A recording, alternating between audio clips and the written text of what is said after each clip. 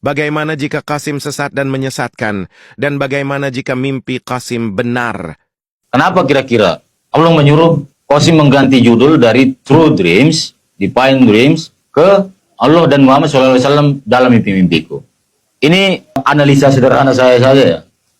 Ini dikarenakan, khususnya para ulama hari ini, selalu kalau ceramah, kalau berbicara gitu, seolah-olah itu cintanya kepada Rasulullah begitu, Masya Allah begitu ya.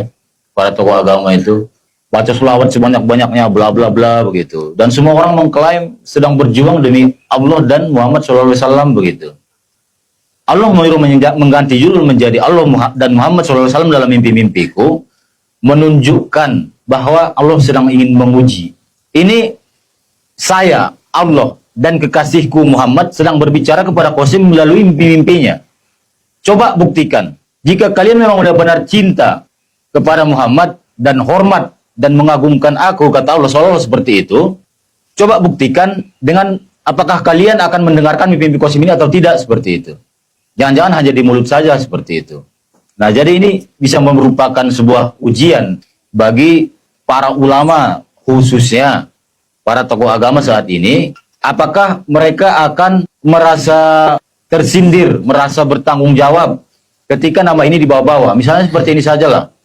Jika kita sebagai seorang warga negara saja, tiba-tiba mendapatkan sebuah surat dari seorang pemerintah, presiden lah katakan, misal Pak Prabowo berikan surat, peringatan kepada Pak Aan, seperti itu. Anda itu tidak benar, Anda melakukan banyak kesalahan, bla bla bla. Sekarang menghadap kepada saya akan berikan petunjuk kepada Anda agar Anda bisa hidup dengan benar, bla bla bla, seperti itu. Dan apalagi jika presiden itu mengancam, kalau Anda tidak nurut, akan saya penjarakan. Pasti kita menurutkan. Nah, para ulama, para tokoh agama, dan masyarakat pada umumnya, bayangkan, jika yang mengirim surat ini adalah Allah dan Nabi Muhammad SAW. Allah mengatakan begini, ini aku Allah dan kekasihku Muhammad sedang berbicara kepada Qasim lewat mimpi-mimpinya. Kalian tersindir tidak? Tersinggung tidak? Merasa terpanggil tidak? Begitu. Ini saya yang bicara, begitu loh. Nah, ini sangat berat nanti di hari kiamat. Ketika, katakanlah misalnya Qasim salah, sesat dan menyesatkan. Ini akan sangat merugikan bahkan khususnya kepada para tokoh agama ulama hari ini. Kenapa? Jikalau Qasim menyesatkan dan ternyata seperti yang kita lihat hari ini, ulama hanya diam. Bahkan katakan seperti Ustaz Zulkifli. Boleh didengarkan, tapi tidak bisa jadikan petunjuk katanya. Kan aneh. Ya sudah, kalau tidak bisa jadikan petunjuk, kenapa tidak tentang Qasim? Hentikan dia. Kenapa tidak berani hentikan? Alasannya sebenarnya kenapa dia tidak berani menghentikan? Karena dia sendiri melihat tidak ada di sini ajaran sesat. Tidak ada yang baru. Semua masih sesuai dengan koridor hukum Islam dan ajaran Nabi Muhammad SAW. Makanya dia tanpa sadar kelihatan, maaf Ustadz kalau Anda dengar ini. Kenapa? Ya bayangkan, begini.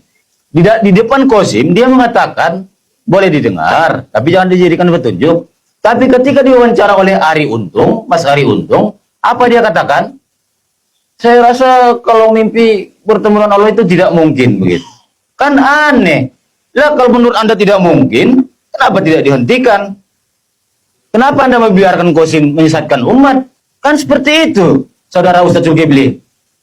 Anda tidak punya keberanian, saya pikir. Janganlah takut Ustaz, kehilangan jamaah. Ini Qasim bawa-bawa nama Allah. Ustadz, bawa-bawa Nabi Muhammad. Jika Anda memang hormat pada Allah dan cinta kepada Nabi Muhammad, jangan biarkan orang seperti ini. Jika menurut Anda memang menyesatkan, ya sudah, berikan penjelasan Anda secara gentleman, dengan tegas. Katakan Qasim sesat, kalau memang menurut Anda sesat. Nah, di sini pun saya ingin sedikit menjawab Ustadz. Anda mengatakan bahwa, wah kalau mimpi bertemu dengan Allah rasanya tidak mungkin. Ustadz, Imam Hanafi itu dalam kitab mazhab Hanafi dijelaskan dengan sangat vulgar dan tegas. Imam Hanafi sendiri bermimpi 100 kali bertemu dengan Allah dalam mimpinya. Jadi Ustadz, bermimpi bertemu dengan Allah bukan berarti kita melihat wujud Allah Ustadz. Anda juga jika mendengar ini, tolonglah dipertimbangkan lagi Ustadz. Ini tanggung jawab Anda besar sebagai apalagi Anda ulama akhir zaman. Karena ini tadi, jikalau Muhammad Qasim ini sesat, bawa nama Allah dan Nabi Muhammad SAW, masa Anda tidak tersinggung? Hentikan dong. Itu satu. Dan Anda akan diminta pertanggungjawaban di hadapan Allah nanti. Anda membiarkan umat Islam tersesat, disesatkan oleh Qasim. Padahal Anda harusnya sebagai ulama, katakanlah tokoh agama, harus berbicara tentang hal-hal seperti ini. Nah, kemungkinan kedua yang berikutnya, bayangkan jika Muhammad Qasim benar. Di sini Allah mengatakan, aku dan kekasihku yang sedang berbicara kepada Qasim melalui mimpi-mimpinya. Dan jika itu benar, dan Anda semua tutup mata, tidak tergerak hatinya, yang katanya mencintai Allah dan Muhammad SAW, bayangkan seperti apa Allah akan permalukan Anda di hari kiamat. Dan yang justru mau mengambil perhatian terhadap pesan seperti ini justru orang-orang kecil seperti kami ini, yang tidak punya apa-apa, bukan dokter seperti Anda, bla bla bla dan seterusnya. Nah, inilah alasan kami. Kenapa kami peduli kepada mimpi Muhammad Qasim, Ustaz? Tolong catat. Kenapa? Karena kami melihat judul ini saja, hati kami bergetar, tersentuh, terpanggil. Masa Allah dan Nabi Muhammad kirim surat kita nggak respon, kita nggak respect, ya kan? Allah, ini maksudnya kenapa Allah suruh ganti judul ini? Itu, kalau menurut saya, ini aku yang berbicara, kata Allah. Dengarkan, apakah kalian masih hormat kepadaku? Apakah kalian yang benar-benar mencintai Muhammad, kekasihku? Atau hanya cinta di mulut saja, di bibir saja setiap hari sampai berbusa-busa mulut para tokoh kita itu? Jadi tolong berikanlah perhatian kepada surat yang Allah berikan ini kepada seluruh manusia pada umumnya, dan petunjuk dan kabar gembira serta peringatan bagi kita umat Islam pada khususnya.